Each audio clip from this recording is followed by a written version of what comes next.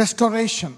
God is not interested in restoring everybody. కీర్తనలు 23లో అంటాడు, He restoreth only those who are his kids. ఆయన పిల్లలను మాత్రమే పడిపోతే ఏం చేస్తాడు? లేవనెత్తుతాడు.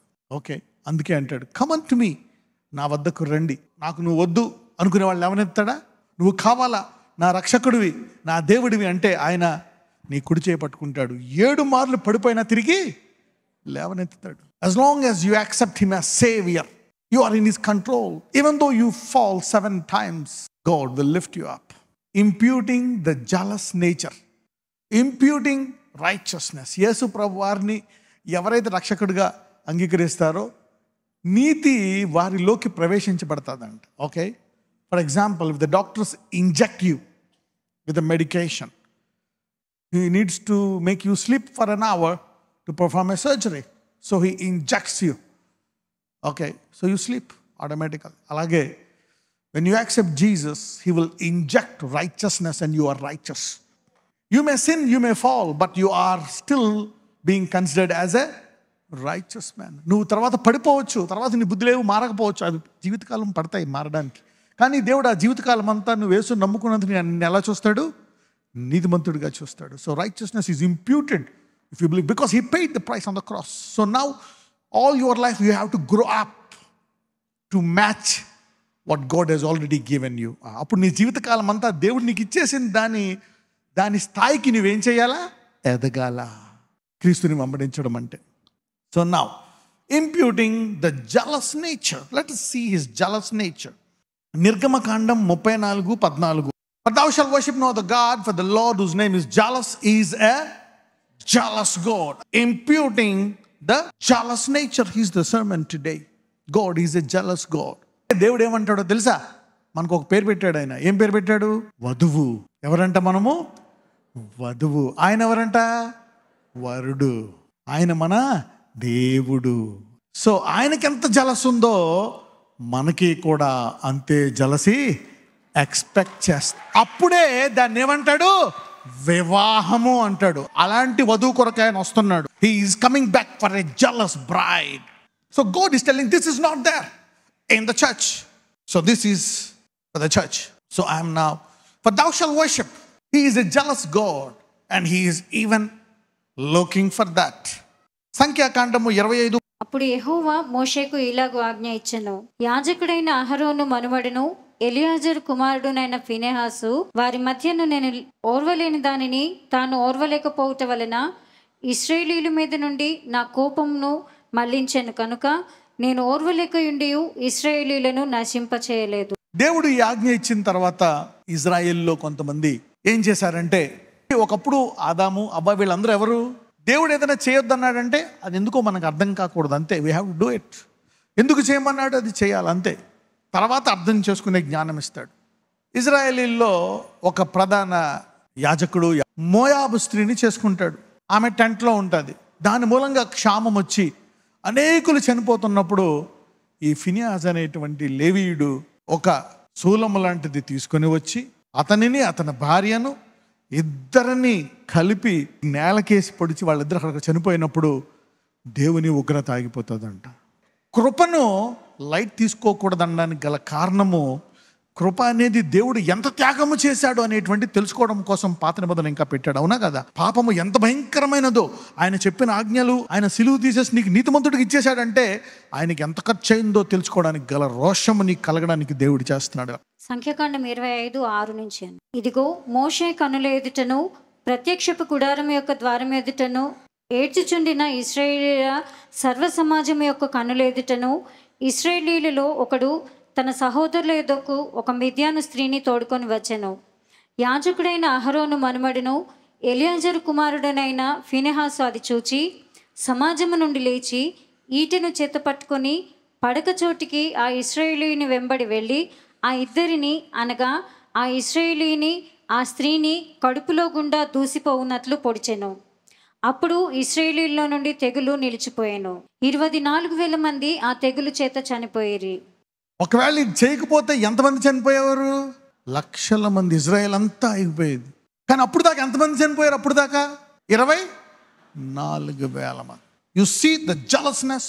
లేవి కోపము చేసి నరహత్య చేస్తాడు. ఇద్దరు చేస్తారు లేవితో పాటు. ఎవరు? సిమియోను లేవి ఏం చేస్తారంటే, ఒక ఊరిలో తన చెల్లిని అవమానపరుస్తారని చెప్పి ఆ ఊర్లో వాళ్ళందరినీ, పురుషులందరినీ చంపేస్తారు. అలా చేసినప్పుడు యాకోబుకి అనుకుంటాడు, నేను ఇప్పటికే మా మామ గండము నుంచి 20 ఏళ్ళ గండం నుంచి తప్పించుకొని నేను బయటకు వస్తే మీరు ఇలా చేశారా, ఇక నా పరిస్థితి ఏం కావాలా, ఇక్కడ నేను ఉండడానికి వచ్చాను శాశ్వతంగా, వీళ్ళని ఉండేస్తారా, వీళ్ళందరూ నన్ను చంపేస్తారు, నా పరిస్థితి ఏంటి అని యాకోబు లేవిని శపిస్తాడు. ఇజ్రాయెల్ నుంచి వేరు చేస్తాడు. లేవి, సిమియోన్ ఇద్దరు ఇజ్రాయెల్ నుంచి వేరైపోతారు. నాకు చాలా బతుకును భారం చేశారు, నేను ఇక్కడికి వచ్చి జీవిద్దాం అనుకుని ఇక్కడే ఉందాం అనుకునే చోట. సో ఇలా జరిగినప్పుడు ఆ లేవిని శపించేస్తాడు, నువ్వు అందులోంచి వేరైపోతావు అని చెప్పి. Let me tell you the intensity today from the Bible. చాలామంది బైబుల్ అన్నాడు, ఇది నేను చెప్తున్నా బైబిల్ చెప్తుందా? This is Bible. అలాగని కొత్త నిబంధనలో అలా చేయమనుందా? లేదు. New Testament is totally different. ఇప్పుడు ఏంటి అనేది చెప్తాను నేను. Okay, but this you need to know the severity of this. ఆదికాండం 49:5 అని. షిమ్యోను, లేవి అనువారు సహోదరులు, వారి ఖడ్గములు బలాత్కారపు ఆయుధములు. నా ప్రాణమా వారి ఆలోచనలో చేరవద్దు. నా వీళ్ళు కోపం వస్తే ఏంటంటే చంపేస్తారు అనమాట. అది ఉండిపోయింది వీళ్ళకి. వీళ్ళ కోపానికి గల వేరు ఏంటి ఎంతమందికి తెలుసు? వారి తల్లిని యాకోబు ఏం చేస్తాడు? లేయాని ద్వేషిస్తాడు. ద్వేషంలోంచి ఏమొచ్చింది? కోపం. అయితే మీరేం చేయాలో తెలుసా? మీ మీద ఒక కాడి పెడతా, మీరు ఈ తెలుసుకున్న వాక్యాన్ని మీ పిల్లలకి బోధించాలి. ఎంతమంది ఇది నా పిల్లలకు తెలియాలనుకుంటున్నారు? ఈ రోషం మీ పిల్లలకి వెళ్ళాలంటే ముందు ఎవరిలో ఉండాలి? ఇది మీలో ఉండాలి.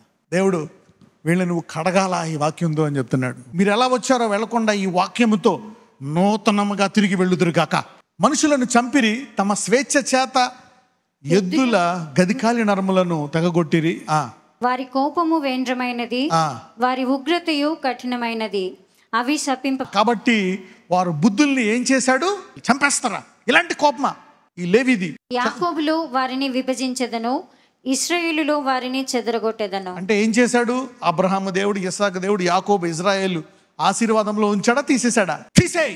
ఆ 12 గోత్రములలో 10 గోత్రాలే వీళ్ళిద్దరిని తీసేయి.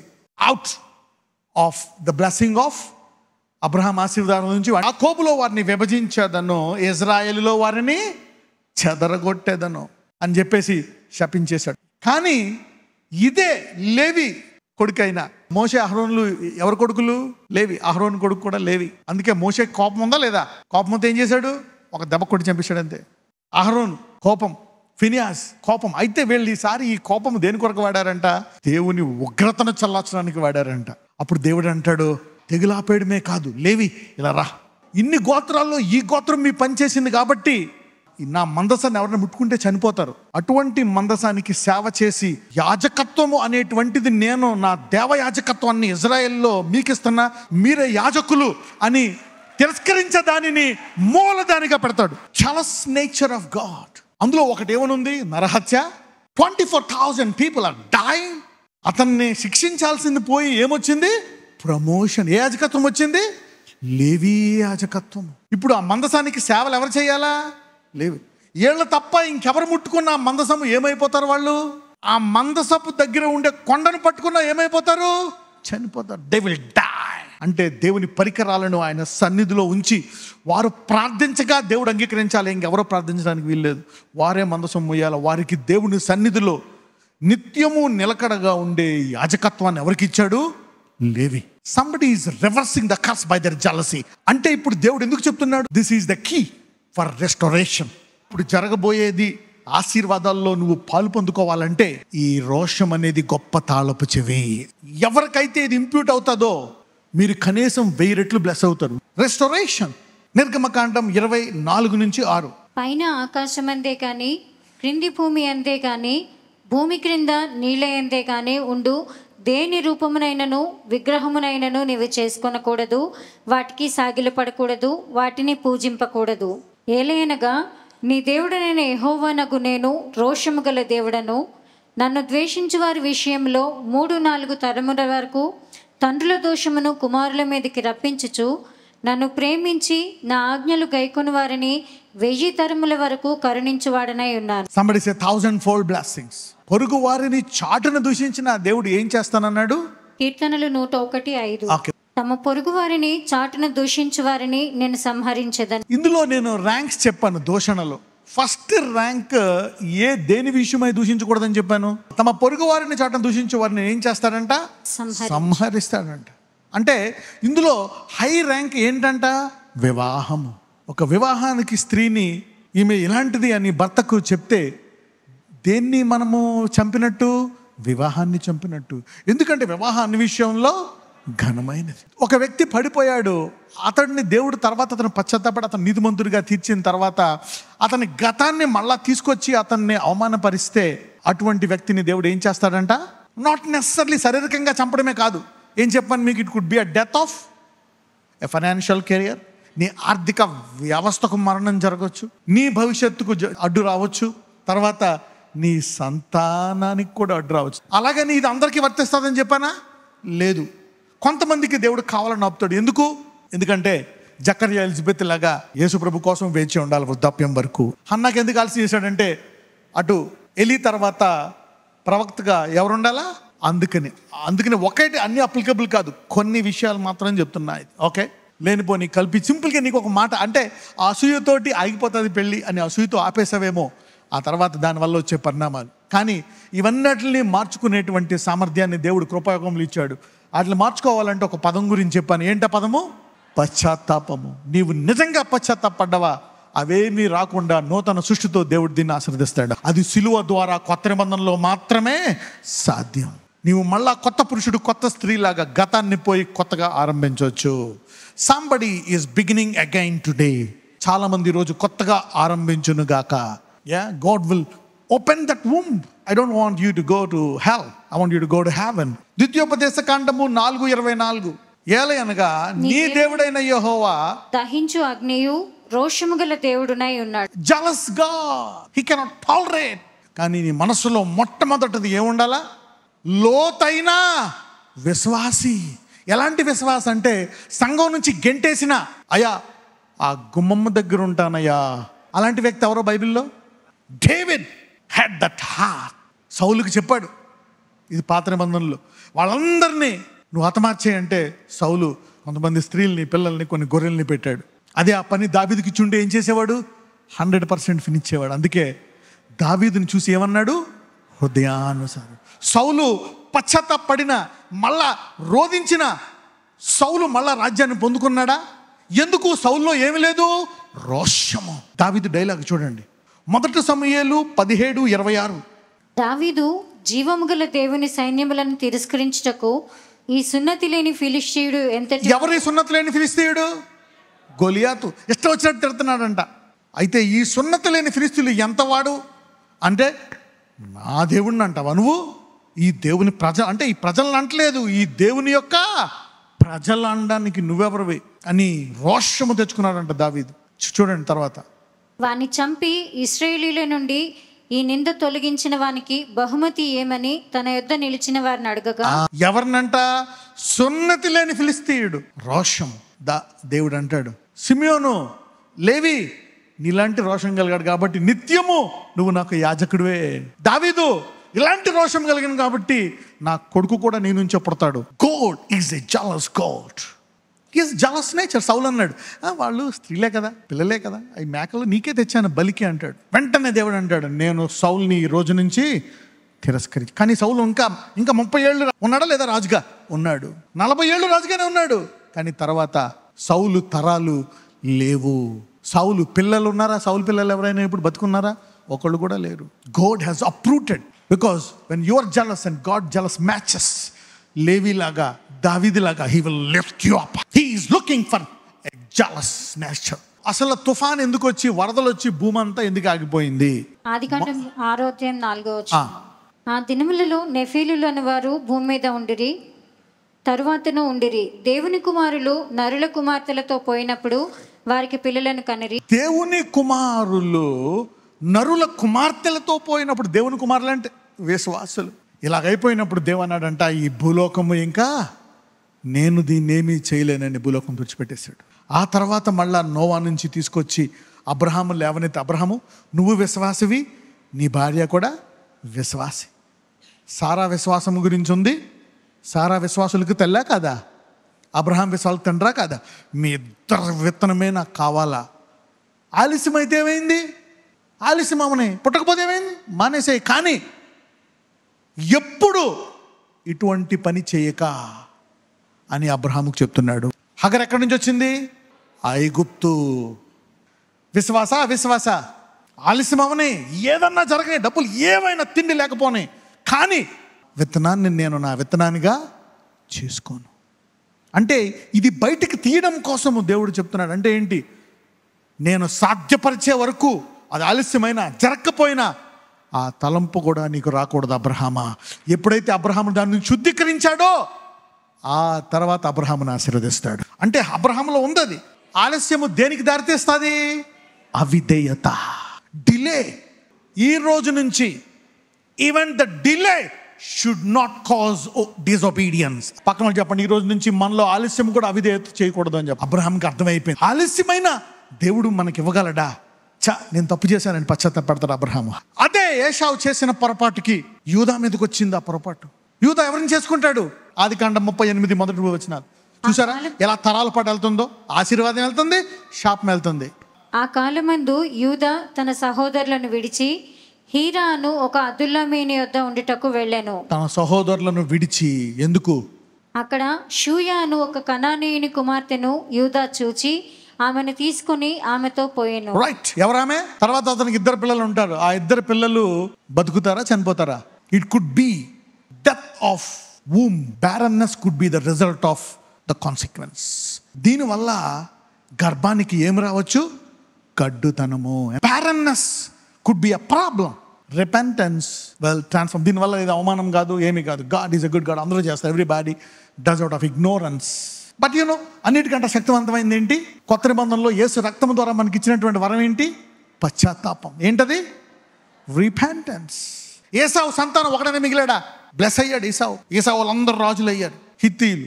బట్ ఒక్కలైనా పరలోక రాజ్యానికి వెళ్తారా? ఈ భూమి మీద మిగిలినప్పుడు పరలోక రాజ్యం ఎక్కడదే? ద్వితీయోపదేశకాండం 29:16-29 చదువు. మనము ఐగుప్తు దేశమందు ఎట్లు నివసించితిమో మీరు దాటి వచ్చిన జనముల మధ్య నుండి మనం ఎట్లు దాటి వచ్చితిమో ఎరుగుదురు. వారి హేయక్రియలను కర్రతోనూ రాతితోనూ వెండితోనూ బంగారముతోనూ చేయబడిన వారి విగ్రహములను మీరు చూచితిరి కదా. ఆ జనముల దేవతలను పూజించుటకు మన దేవుడైన యెహోవా యొద్ద నుండి తొలగు హృదయము గల పురుషుడే గాని స్త్రీయే గాని కుటుంబమే గాని గోత్రమే గాని నేడు మీలో ఉండకుండునట్లును మరణకరమైన దుష్కృత్యమునకు అట్టి మూలమైనది మీలో ఉండకుండునట్లును. మూలమైనది అంటే ఏంటి? వేరే కాదా? ఇచ్చిన వాగ్దానం ప్రకారం దేవుడు వేరుతో డీల్ చేస్తున్నాడా లేదా? Right, let's read. అట్టి మూలమైనది మీలో ఉండకుండునట్లును నేడు ఈ నిబంధనను మీతో చేయుచున్నాను. అట్టి పనులను చేయువాడు ఈ శాపవాక్యములను విననప్పుడు మద్యము చేత దప్పి తీర్చుకొనవలనని నేను నా హృదయ కాఠిన్యమున నడుచుచుండినను నాకు క్షేమము కలుగునని నేను ఆశీర్వాదము నొందదనని అనుకుంటాను. ఏం పర్లేదు, దేవుడు బ్లెస్ చేస్తాడు, మార్చేస్తాం అంతా. మన దేవుడు కరుణ గలవాడు, ప్రేమ గలవాడు, కృప గలవాడు కదా. అయితే యెహోవా వానిని క్షమింపనొల్లడు. That means you are rejecting the cross. నువ్వు దేన్ని తిరస్కరిస్తున్నావు? సిలువను. You are rejecting the grace of God in this area. Come on. అట్టివాడు మీలో ఉండినేడలా నిశ్చయముగా యెహోవా కోపమును ఓర్వమియు ఆ మనుషుని మీద పొగరాజును ఈ గ్రంథంలో రాయబడిన శాపములన్నీ వానికి తగులును. యెహోవా అతని పేరు ఆకాశం క్రింద ఉండకుండా తుడిచివేయును. ఈ ఆఖరి మాట ఎంతమందికి అర్థమైంది? You see the seriousness. ఈ ఆకాశము కింద అతను పెద్దోడైన బాగా బ్లెస్ అయిన అతని పేరు ఉంటుందా? They can become any big man.